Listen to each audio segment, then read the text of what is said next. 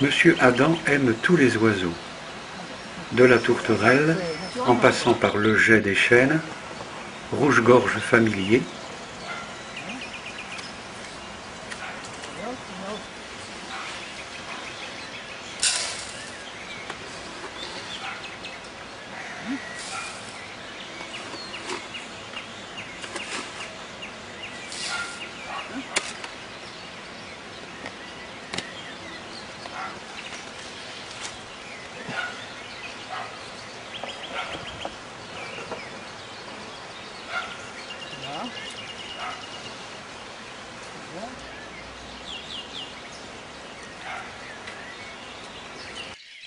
À propos, voici une image que l'on ne voit pas souvent.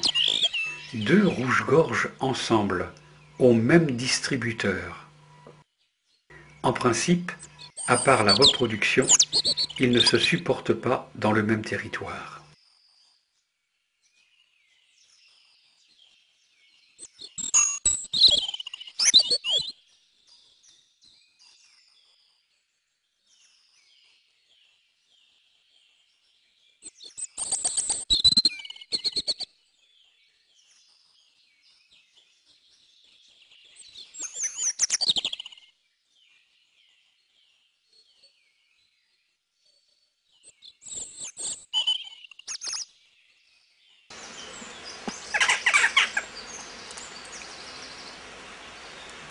Revenons à nos choucas.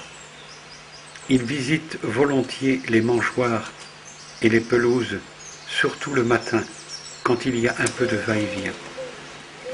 Il apprécie les restes de table, la graisse et les os, les céréales, les pommes de terre, les fruits, les baies et les noix.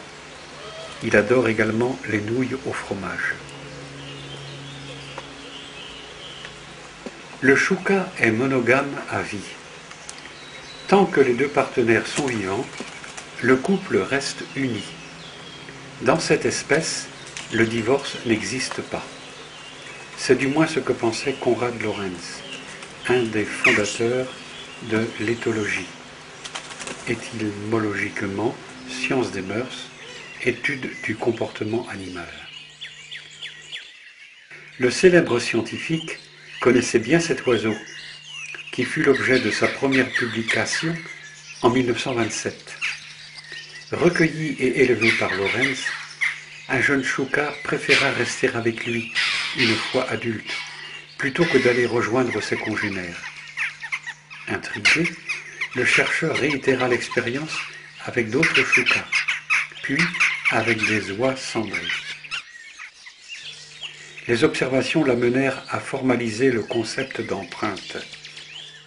À la sortie de l'œuf, l'oisillon identifie la première chose qu'il voit bouger comme étant sa mère.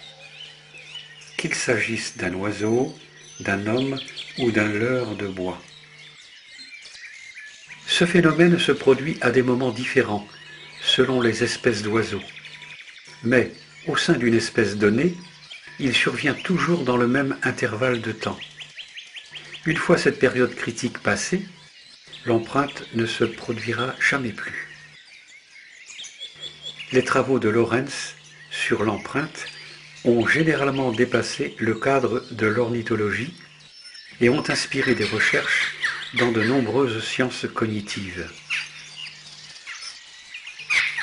Les corbeaux, et plus généralement les corvidés, les corneilles, les pies, les geais, les choucas, corbeaux, n'en finissent pas d'étonner les scientifiques qui découvrent depuis maintenant de nombreuses années des signes d'intelligence jusque-là prêtés aux seuls primates. On savait déjà que les corvidés fabriquent des outils. Des corneilles plient les tiges de fer ou cassent des brindilles pour en faire des crochets et des pics. Et d'autres, au Japon, ont découvert comment utiliser les voitures comme des casse-noix, de préférence au feu tricolore.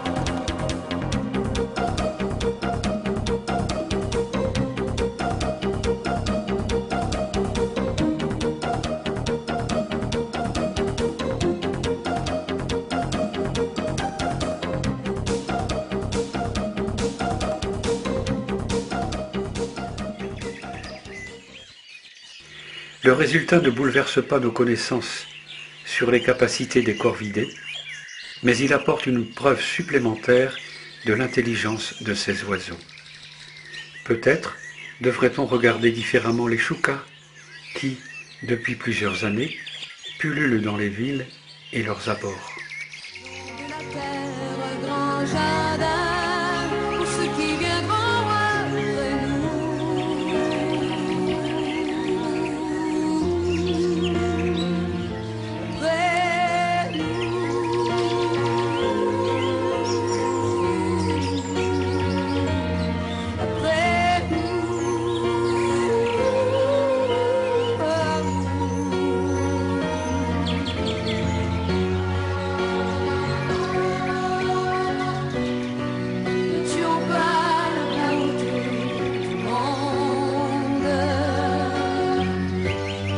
Dernière chance de la terre.